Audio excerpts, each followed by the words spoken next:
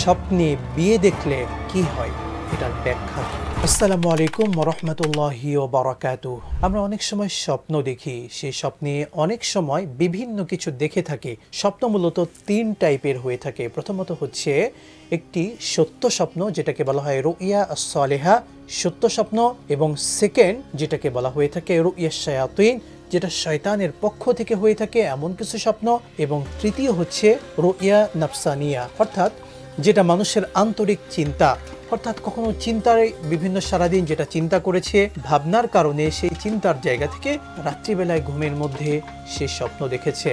সুতরাং এই স্বপ্ন তিন ধরনের হয়ে থাকে। সত্য স্বপ্ন, এটা কিন্তু নবুয়তের 40 ভাগের 1 ভাগ, এবং যতক্ষণ পর্যন্ত না সেটা অন্য কারো কাছে ব্যক্ত করা হয়। যদি সেটা অন্য কারো কাছে ব্যক্ত করা হয়, তাকে জানানো হয়, সে ব্যক্তি যদি সেটার ব্যাখ্যা করে ফেলে, সেই অনুযায়ী কিন্তু এই স্বপ্নের প্রতিফলন হয়ে থাকে। সুতরাং আল্লাহ নবী সাল্লাল্লাহু আলাইহি ওয়াসাল্লাম এটি আদেশ করেছেন, তোমরা একজন জ্ঞানী ব্যক্তি বা বিজ্ঞ ব্যক্তি, বা যিনি তোমার খুব কাছের মানুষ, আলেম মানুষ বা বিজ্ঞ মানুষ, তার কাছে এই স্বপ্নের ব্যাখ্যা করো। তিরমিজি শরীফের হাদিস এটি। প্রিয় দর্শক মণ্ডলী, সুতরাং সত্য স্বপ্ন এটা হলো আল্লাহ তাআলার পক্ষ থেকে নবুয়তের বড় একটি নিদর্শন। যেহেতু নবীরা চলে গিয়েছেন, এটা আমাদের নবুয়তের সাথে সম্পর্ক না, এটা আমাদের জন্য কিন্তু ওহী না, কিন্তু আল্লাহর পক্ষ থেকে এটা আমাদের জন্য, সাধারণ মানুষের জন্য নিদর্শন মাত্র।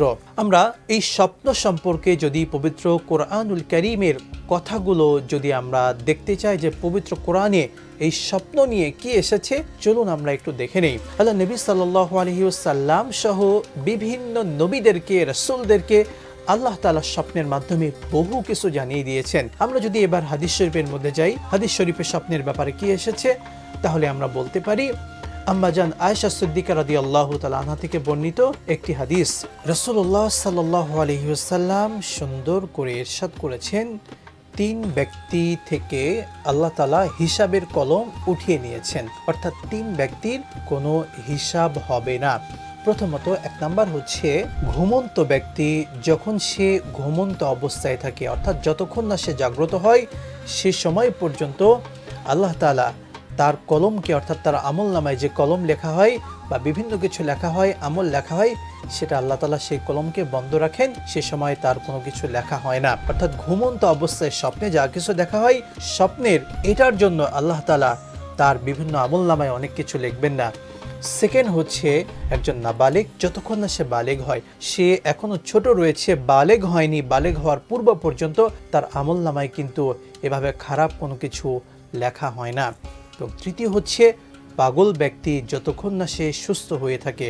সুতরাং পাগল ব্যক্তিরও কিন্তু হিসাব নিকাশ হবে না, এবং রাত্রেবেলা আমরা যে ঘুমাই, এই ঘুমের সময়টুকু কিন্তু আমাদের কোনো হিসাব হবে না। আমরা এখান থেকে হাদিস শরীফ থেকেও স্বপ্নের এটা ব্যাখ্যা পেলাম। আমাদের মূল যে টপিক, স্বপ্নে যদি আমরা দেখি বিয়ে করলে কি হয়, তাহলে এটার ব্যাখ্যা কয়েক ধরনের হতে পারে। স্বপ্নে বিয়ে করা কেউ যদি স্বপ্ন দেখে, তখন সে হয়তো ব্যবসায়িকভাবে উন্নতি লাভ করবে, তার বরকত হবে, রিজিকের মধ্যে বরকত আসবে, সে সার্বিকভাবে উন্নতি লাভ করতে পারে। কিন্তু এটা হলো ক্ষেত্র বিশেষে। একজন অবিবাহিত নারী কিংবা পুরুষ, সে যদি স্বপ্ন দেখে যে সে বিয়ে করছে, এটার অর্থ হবে অতি দ্রুত হয়তো তার বিয়ে হবে। এটা যদি সে স্বপ্ন দেখে, সে সারাদিন এটা চিন্তা ভাবনা করে, এই চিন্তার প্রতিফলন থেকেও কিন্তু রাত্রিবেলায় বা ঘুমের অবস্থায় এই স্বপ্ন তিনি দেখতে পারেন। প্রিয় দর্শক মণ্ডলী, আরেকটি হচ্ছে কোনো বিবাহিত পুরুষ যদি এই স্বপ্ন দেখেন যে তিনি বিয়ে করছেন, ঘুমের মধ্যে যদি এই স্বপ্ন দেখেন, তখন এটার ব্যাখ্যা হচ্ছে সেই বিবাহিত পুরুষের রিজিকের মধ্যে আল্লাহ তাআলা বরকত দেবেন, তার ব্যবসায় উন্নতি হবে, সে তার পরিবার থেকে, বংশ থেকে বিভিন্ন উন্নতি সে পাবেন, হয়তো আল্লাহ তাআলা তার জন্য সামনে রেখেছেন।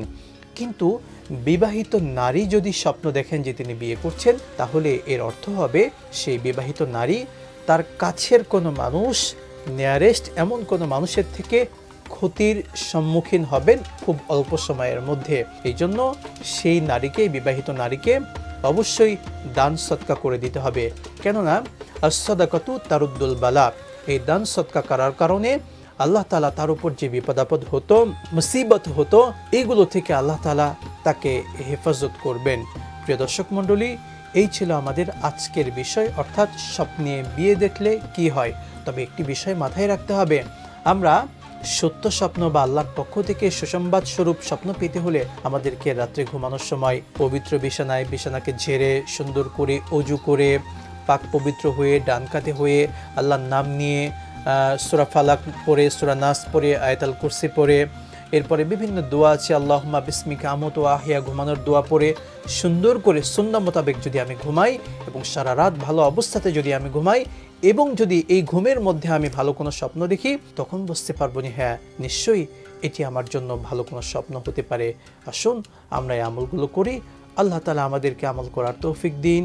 আমিন। বিদায় নিচ্ছি। আসসালামু আলাইকুম ওয়া রাহমাতুল্লাহি ওয়া বারাকাতুহু।